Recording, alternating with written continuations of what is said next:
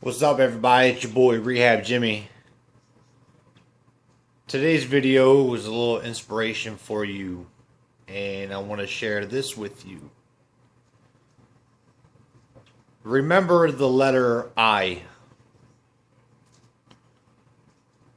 when you're living your life and trying to live for what God's will is for you. You know, when things are a mess, think about what I did in that situation. Did I cause that? Did I say that?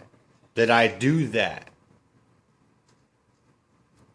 Most of the time, you'd be surprised that it was you that caused the chaos and the ruckus and the mess.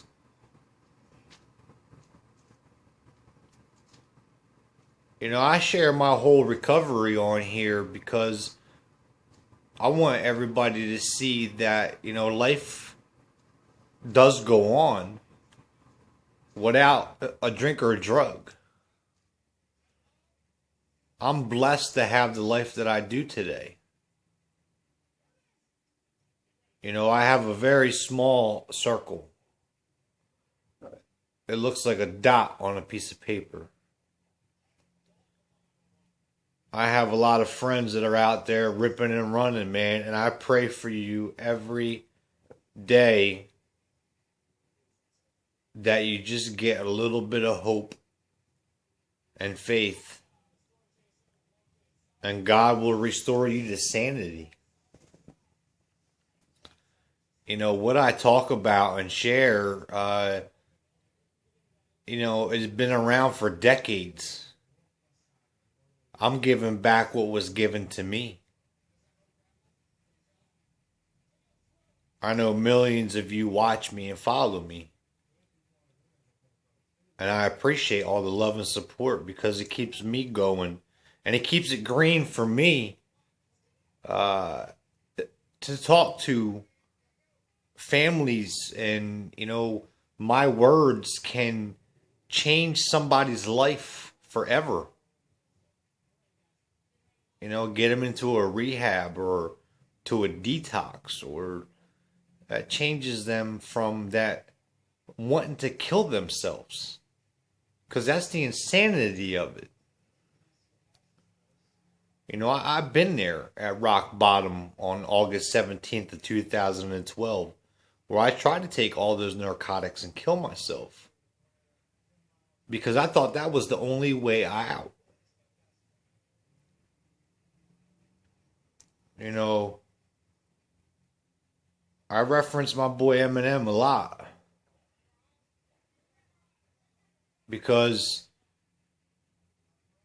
if you're in recovery, truly in recovery, and you listen to his lyrics, you can understand his story. There's a message in everything, and he's doing a great thing, and you just have to be open-minded to listen to it. God doesn't bring people into your life by accident. You can run across somebody you haven't seen in years, but there's a reason you cross paths with that person.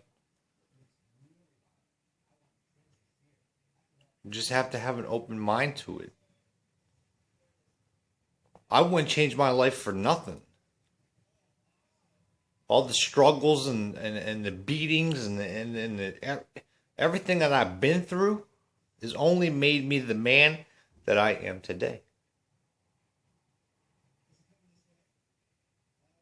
I don't have much, but I have serenity and peace of mind and body and spirit and soul. And that's all I need. I don't need stuff. I don't need the biggest house anymore, or all the cars, and I I don't need any of that stuff, man. All the material stuff, it's just stuff. But when you have true serenity and peace of mind, That's what you want. And you can have it. All you got to do is put in the work and go get it. You have control over you. That's where I say the word or letter I. I can control me and my choices and my actions and what I want. If you're happy and humble and everybody else is miserable and wants to take that away from you, still be happy and humble and love them anyway. They will figure it out eventually. Just because you have an understanding of it and you get it, don't let anybody else take that away from you.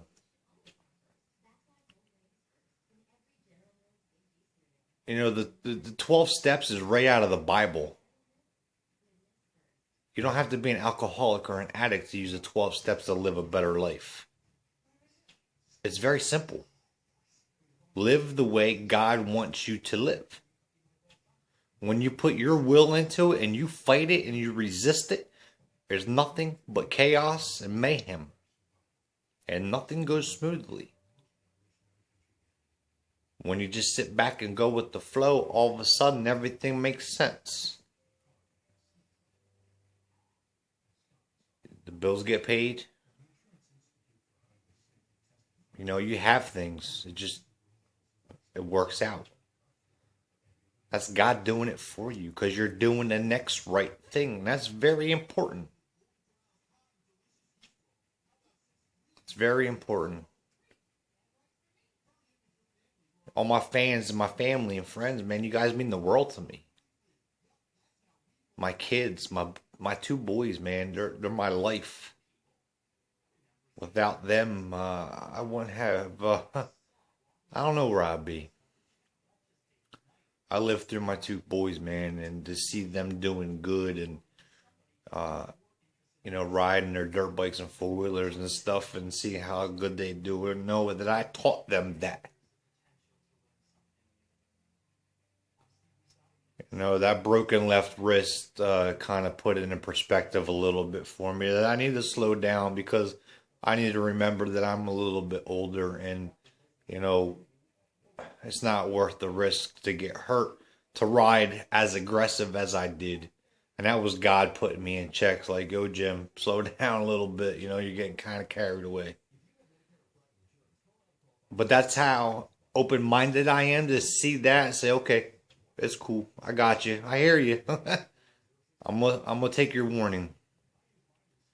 Because next time it might not be a wrist. It might be something else. You know, I might not get that lucky.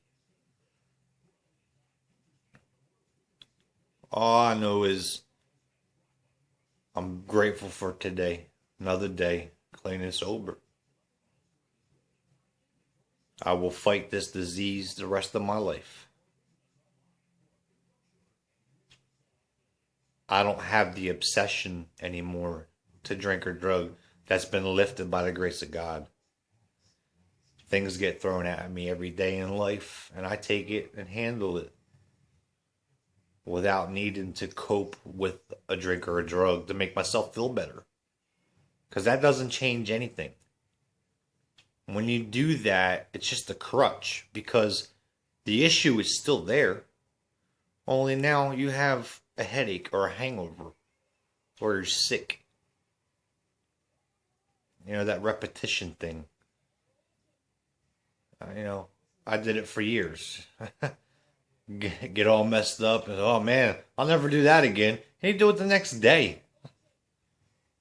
That's the insanity of it. Anyway, you guys mean the world to me. And I'm going to keep doing what I do.